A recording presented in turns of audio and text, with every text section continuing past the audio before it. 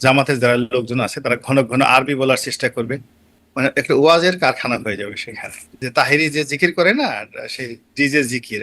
হ্যাঁ, ওই তো আমির হামজা কি পাশ করছে? হ্যাঁ, হ্যাঁ, ও মাই গড, তাহলে কুষ্টিয়া। আমির হামজা তো অনেক। ৩৫ বছর পর বাংলাদেশ পেল একজন পুরুষ প্রধানমন্ত্রী ও একজন পুরুষ বিরোধী দলীয় নেতা। গোলাম মাওলা রনির কাছে জানতে চাওয়া হয় কেমন হবে এবারের সংসদ। জবাবে রনি বলেন, জামাতের যারা আছে তারা সংসদকে ওয়াজের কারখানা বানিয়ে দেবে। জামাতের যারা লোকজন আছে তারা ঘন ঘন আরবি বলার চেষ্টা করবে, তারপরে বিভিন্ন শব্দ বলবে, ইমানের কথা বলবে, কিনের কথা বলবে, ইমতিহান বলবে, এগুলো শুনতে মানে একটা ওয়াজের কারখানা হয়ে যাবে সেখানে। এবং অনেক মানুষ, জামাতের যারা লোকজন আছে তারা যখন সেখানে ওয়াজ করবে, সংসদে আমরা এইভাবে ৮০-র দশকে যেভাবে পার্লামেন্টের উপভোগ করতাম, এবার এইভাবে সেভাবে করবে। এমনকি সংসদে যদি জিকিরের আসর বসে, হুম, যে তাহেরি যে জিকির করে না, সেই ডিজে জিকির, হুম। এরকম জিকির আজকার যদি হয়, মিলাদ হয়, কিয়াম হয়, তাহলে তো দেখবেন ধর্মপ্রাণ যারা মুসলমান তারা সব কাজকর্ম বাদ দিয়ে টেলিভিশনে এটা দেখবে। এবার নির্বাচনে পাশ করেছেন আমির হামজাও। গোলাম মাওলা রনির কাছে আমির হামজার বিষয়ে কিছু জানতে চাইলে তিনি বলেন, ও মাই গড, আমির হামজাও পাশ করেছে, তাহলে তো সংসদে কথা বলার সময় তাকে ৫ মিনিটের বদলে ৫০ মিনিট দিতে হবে। হ্যাঁ, ওই তো আমির হামজা কি পাশ করছে? হ্যাঁ, হ্যাঁ, ও মাই গড, কুষ্টিয়া। তাহলে আমির হামজা তো অনেক। হ্যাঁ, আমির হামজা তো অনেক ভালো ওয়াজ করে, অনেক ভালো ওয়াজ করে, ফলে সে যদি ওখানে রাশমিকা মানে মান্দানার টান চেহারার দেয়। কাটিং ভালো ইত্যাদি বক্তব্য আমরা হ্যাঁ হ্যাঁ মানে হ্যাঁ হ্যাঁ হ্যাঁ, ১৫৭টা দেশের মধ্যে ১ নাম্বার কাটিং ছিল। রাইট রাইট রাইট, ওটাই বলতেছি। তো ওটা এই জিনিসগুলো মানে হিজ ভেরি স্মার্ট ফেলো, এবং সে হয়ে আসছে কুষ্টিয়ার মতো জায়গাতে, চারটিখানি কথা নয়। তো সে যখন ওখানে কথা বলবে, তার সামনে সে যখন মঞ্চ নিবে, এমন বিষয়ে কথা বলবে, স্পিকার চেষ্টা করলেও তার সময় কমাতে পারবে না। সে দেখা গেল যে দেখেন, মাননীয় স্পিকার, আমি এখন কোরআনের এই আয়াতটি বলবো, ৫ মিনিট তার সময় সে টেনে নিয়ে গেল ৫০ মিনিট। এবং সে যদি টাস করে বলে ফেলে যে এইটা এমন একটা দেশ, মুসলিম দেশ, শতকরা ৯৮% মুসলিম, এই দেশের প্রধানমন্ত্রী তারেক রহমান দুঃখ দাড়ি রাখে না, তারেক রহমানের মুখে দাড়ি নাই, এই অবস্থা, আল্লাহ তুমি তাকে হেদায়েত দান করো, আল্লাহ আমরা সবাই মুনাজাত করি যেন তারেক রহমান সাহেবের, উনি একটু মসজিদে যান, রীতিমতো দাড়ি রাখেন, সবাই টেবিল থাপড়িয়ে থাপড়িয়ে এই কথাগুলো বলবে, এবং তারেক রহমান সাহেবের অবস্থা তখন কি হবে? কথা বলতে বলতে রনি জানান, হাসনাত আবদুল্লাহ, রুমিন ফারহানা এদের নিয়েও। তিনি আরও বলেন, নাসিরুদ্দিন পাটোয়ারি যেভাবে মির্জা আব্বাসকে আক্রমণ করে কথা বলেন, সেভাবে যদি সংসদে দাঁড়িয়ে কথা বলেন, তাহলে আব্বাস সাহেব সেখানেই হার্ট অ্যাটাক করবে। আপনি চিন্তা করেন, হাসনাত আবদুল্লাহ যে স্টাইলে হুম। মঞ্চে বক্তব্য দিয়ে যাচ্ছেন, ওইভাবে যদি সে সংসদে বক্তব্য দেন, ওইভাবে দাঁড়িয়ে সে যদি ওইভাবে বলেন, কি অবস্থা হবে?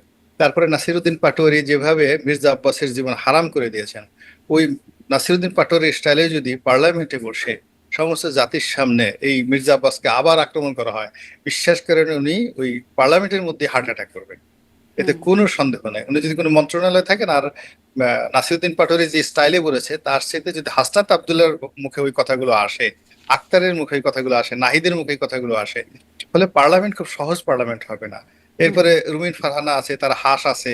হ্যাঁ, তো সেই রুমিন ফারহানা যদি কোনো কারণে জামাতের সঙ্গে রুমিন ফারহানার একটা ভালো সম্পর্ক হয়ে যায়, খুব হুম। যেগুলো তো সে খুব জেদি মেয়ে, তো ভীষণ রকম জেদি মেয়ে।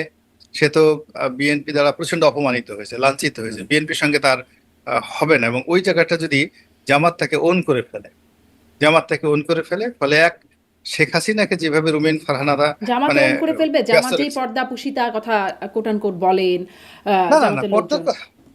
না না, জামাতের পর্দা বলে এখন রুমিন ফারহানার যে পর্দাটা, ওটা তো মানে শালীন। আপনি যে পোশাক পরছেন, পর্দা বলতে তো আসলে মানে একেবারে চোখ দুটো খালি ডেকে রাখবে, নট লাইক যদিও দ্যাট জামাতের মানে মহিলা জামা। উইং এর মানুষ মানে যারা আছেন তাদেরকে ওরকমই দেখি, শুধু চোখ ছাড়া না, তেমন কিছু ওরা দেখা যায় না, চশমাও হ্যাঁ, আবার পরেন। ওটা আছে, কিন্তু তার মধ্যে ওই যে কি এক ঢাকা বিশ্ববিদ্যালয়ের মহিলা আছেন, মোনামি, সেও তো আছে, হুম। মোনামি আছে। এবং আপনি যদি বিশ্বাস করেন, আপনি যদি জামাতে যোগদান করেন, আপনাকে ওরা ওই বোরকা পড়তে বলবেন, আপনার এই স্টাইলে তারা নিয়ে নেবে আর কি। হুম। বিকজ ওরা তো আসলে রাজনীতি করতে আসছে, বুঝছেন, রাজনীতি করছে। ফলে রুমিন ফারহানার যে মেকআপ গেট আপ আছে, ইটস ওকে। এখন সে যদি টাইট জিন্স পড়তে চায়, প্যান্ট পড়তে চায়, তখন হয়তো জামাত বলবে যে না, এটা ঠিক না, হচ্ছে না। মোনামি ম্যাডামকে কিন্তু তো কিছু বলেন না, অতএব অসুবিধা নেই। না না, হ্যাঁ হ্যাঁ হ্যাঁ, ওইটা বলে না। তো যার জন্য যে আপনারা যে আবহমান বাংলার যে শাড়ি পরে আছেন, যেভাবে স্বাভাবিক আছেন, বা ইভেন আপনি যদি মমতা ব্যানার্জির মতো চলতে চান, ইটস এ ডিসেন্ট, হুম। এটা ডিসেন্ট, এর জামাত নিষেধ করবে না। এটা নিয়ে সমস্যা হবে না। আচ্ছা, মানে আমার জামাতে যেতে কোনো বাধা নাই। না না আপনার কাছ থেকে ক্লিয়ারেন্স পেলাম। রনির কাছে জানতে চাওয়া হয়, আপনি তো একসময় এমপি ছিলেন, আপনার কি পুরনো দিনের সেই কথাগুলো মনে পড়ে কিনা? জবাবে রনি বলেন, জীবনে রাজনীতি করাই সব নয়, রাজনীতির বাইরেও মানুষ সফল হতে পারে। না না, আমি একেবারে মিস করি না, বিকজ আমি আসলে 5টা বছর সংসদ সদস্য ছিলাম। এটা আমার কাছে আকর্ষণীয় ছিল না। আমার জীবন হারাম হয়ে গিয়েছিল, আমার ব্যবসা বাণিজ্য, ব্যক্তিগত পারিবারিক জীবন। ফলে ওটা অনেকের কাছে আনন্দের হতে পারে, কিন্তু আহ, ওই এমপি হওয়া ছাড়াও আমার অন্তত আরো 10টা সুন্দর সুন্দর কাজ আছে যেটা আমি করতে পারি, আমি করে যাচ্ছি। জীবনে সফলতা রাজনীতির মধ্যে নয়।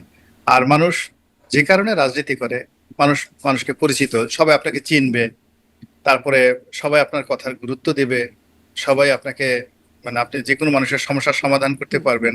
তো ওটা আসলে আল্লাহ আমাকে এমনি দিয়ে দিয়েছে।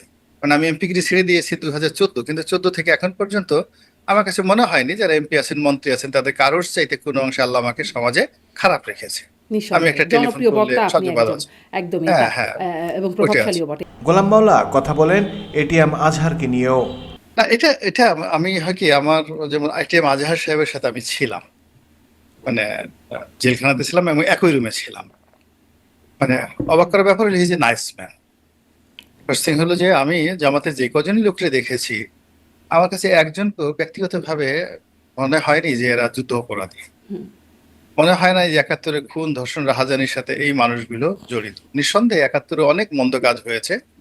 তারা হয়তো নেতৃত্বে ছিলেন, তারা হয়তো কমান্ডিং এ ছিলেন, ইটস ওকে, কিন্তু ব্যক্তিগতভাবে মানে ওনারা লেখাপড়া, তাদের ব্যক্তিগত জীবন, বোঝাপড়া সব মিলিয়ে আমাদের যে অ্যাভারেজ যারা রাজনীতিবিদ, তাদের সাথে ওনারা অনেক শ্রেষ্ঠ।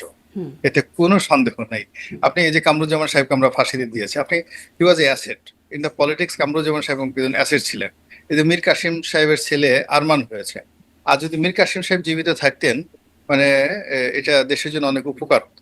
সে শুধুমাত্র জামাত নেতা ছিলেন না, তার ভিতরে যে উদ্যোক্তা হওয়ার যে গুণাবলীগুলো ছিল এবং তার ভিতরে যে ইনোভেটিভ পাওয়ার গুলো ছিল, এরকম মানুষ 10 লাখে একজন পাওয়া যায় না বাংলাদেশে।